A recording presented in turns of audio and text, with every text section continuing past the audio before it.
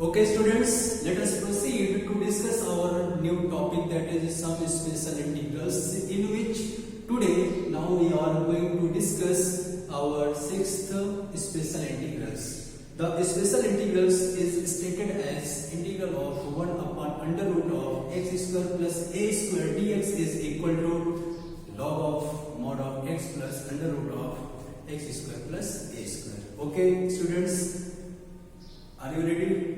I am going to write that on board as sixth special integral is written as 1 upon under root of x square plus a square dx is equal to log of mod of x plus under root of x square plus a square plus c.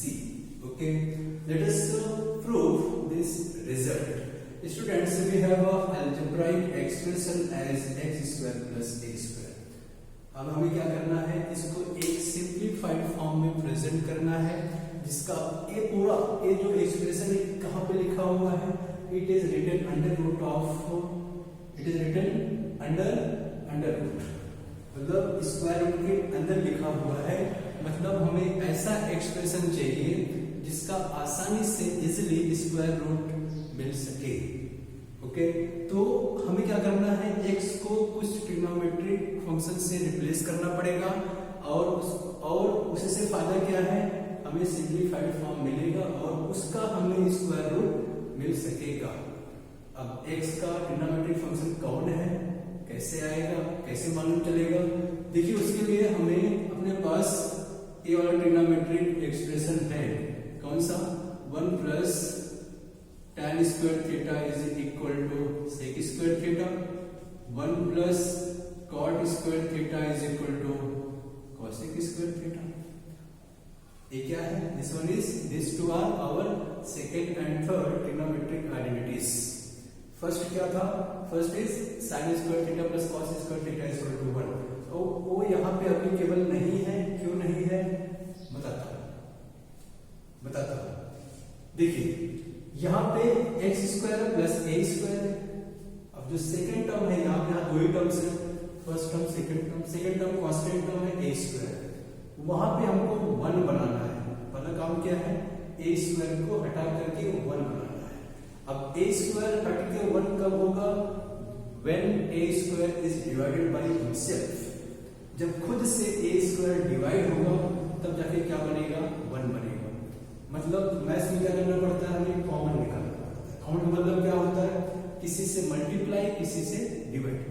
किसी number से multiply करना है, उसी number से divide करना होता है, उसे बोलते हैं कॉमन निकालना। तो हमें a स्क्वायर कॉमन निकालना है, इसका मतलब a स्क्वायर यहाँ भी होना चाहिए। अब a स्क्वायर यहाँ फर्स्ट टर्म में x के प्लेस पे आएगा, इसका मतलब इसको रिप्लेस करना पड़ेगा, x को हमें a के साथ रिप्लेस करना पड़ेगा। मीन्स एक बात तो तय हो गई, x is equal to a into आना ही आना है। x को हमें a के साथ किसी ट्रिग्नोमेट्रिक फंक्शन को सब्स्टिट्यूट करना है, ये तो पक्का हो गया। a क्यों आने वाला है, क्योंकि हमें a स्क्वायर यहाँ पे आएगा। तो जब a स्क्वायर यहाँ पे आएगा तो a स्क्वायर यहाँ पे था पहले से, हम a स्क्वायर कॉमन निकाल सकते हैं, बाहर निकाल सकते हैं, और we will get 1 at the second place of our algebraic expression x square plus a square। ठीक है, ओके, आगे बढ़े। तो अब बात आती है, यहाँ पे कौन आएगा, यहाँ पे कौन आएगा। देखिए, अब यहाँ पे आप फ्री हो, देखो यहाँ भी प्लस है, यहाँ भी प्लस है, यहाँ भी प्लस है, यहाँ भी प्लस है, और यहाँ पर तो 1 तो आ ही जाएगा। आपने बंदोबस्त कर लिया है, आपने 1 आने का बंदोबस्त, आपने अरेंजमेंट कर लिया है ऑलरेडी। हमने बताया भी क्यों लेना है, मुझे समझाया, आई होप आप समझ गए होंगे। तो भाई 1 आने का बंदोबस्त हो चुका है, यहाँ 1 आएगा, और यहाँ भी मतलब 1 होना चाहिए। अगर आपको यहाँ से उठाना है ये वाला एक्सप्रेशन, ये वाला ट्रिग्नोमेट्रिक आइडेंटिटी यहाँ पर आपको बनाना है, तो प्लस होना चाहिए, बिल्कुल प्लस है। एक कोई टर्म 1 होना चाहिए, बिल्कुल है, सेकेंड टर्म है। तो आप फ्री हो गए ना, तो आप किसी को रिप्लेस कर दो, फिर कोई दिक्कत नहीं, चाहे प्लेन रखो चाहे कॉट रखो, आपकी मर्जी।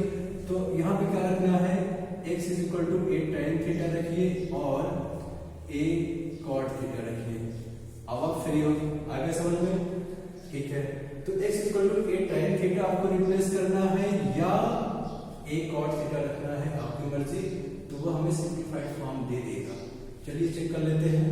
x इज इक्वल टू क्या रखना है आपको? a tan थीटा आपको रखना है। तो यहाँ पर स्क्वायर आएगा ही आएगा, दैट इज a स्क्वायर। तो a स्क्वायर और यहाँ पे tan square theta plus a square, this one is a square common निकाला तो tan स्क्वायर थीटा प्लस 1 हो गया और a 1 plus tan square theta that is sec square theta, a square into sec square theta. ये लीजिए, कर लीजिए बात, इतना और इतना इतने का। तो भाई अंडर रूट के अंदर a square sec square theta आने वाला है, तो क्या हमें सिंप्लीफाइड फॉर्म नहीं मिलेगा? Under root of a square that is a, under root of sec square theta that is sec theta. तो मिल गया सिंप्लीफाइड फॉर्म। तो आप अपना क्वेश्चन उठा लीजिए, i is equal to 1 upon under root of, इसको आपने किसी से बनाया अभी? a square sec square theta से बनाया। अब देखिए आपने यहाँ पे क्या किया है, आपने x को थीटा के फॉर्म में लाया है। You have changed, you have substitute x as theta, इसी के फॉर्म में कोई भी थीटा का तो फॉर्म लाया आपने, x इज इक्वल टू क्या? a tan theta. तो हमें करना क्या पड़ेगा? पूरे फंक्शंस को, पूरे एक्सप्रेशन को थीटा के फॉर्म में करना पड़ेगा। मतलब dx को भी d थीटा के फॉर्म में लाना पड़ेगा। we have to change, we have to bring dx as a d theta. तो कैसे आएगा वो? हमें डिफरेंशिएट करना पड़ेगा। तो यहाँ लिखोगे since x is equal to a tan of theta, तो 1 इज इक्वल टू tan का derivative sec square theta, theta का d theta by dx। So we have dx is equal to a into sec square theta और d theta, बराबर। तो रख लीजिए dx को क्या करना आपको? अब हमें करना है a into sec square theta और d थीटा हो गया। This one is equal to 1 upon, अभी तो मैंने बताया, क्या बताया था? Under root of a square that is a, under root of sec square that is sec theta. और यहाँ पे हुआ कितना? a इंटू sec थीटा और d theta, sorry sec square a से चला गया, sec से चला गया, तो बचा क्या? बच गया i इज इक्वल टू, यहाँ पे i लिखा है, i इज इक्वल टू, देखो a तो जा चुका है, that is sec theta, sec of theta d theta. और इसके पहले हमने लिखा था, we have discussed about integral of sec theta। आपको फार्मूला आना चाहिए, आता है। हाँ, this is equal to log of mod of sec of theta plus tan of theta plus c, means integral of sec theta, integral of sec theta with respect to theta is log of mod of sec theta plus tan of theta। सही है? चलिए आगे बढ़ते हैं। अब देखिए, अब हम तो पहुंच चुके हैं अपने आंसर पे, बट हमारा आंसर किसमें है? Our answer is in the form of theta, but our answer should be in the form of x। हमें x में आंसर चाहिए, थीटा बीटा में नहीं चलेगा। तो आप क्या करोगे? sec थीटा को x के फॉर्म में रिप्लेस कर सकते हैं, नहीं टाइम को चेंज कर सकते हैं, यहां से tan theta is equal to x upon a। तो यहां तो आपने कन्वर्ट कर दिया x upon a plus c, but sec theta का डायरेक्ट x से रिलेशनशिप नहीं है। किससे था? tan theta is related directly with x, but sec theta is not connected with x, but we know that sec theta is related with tan theta। कैसे?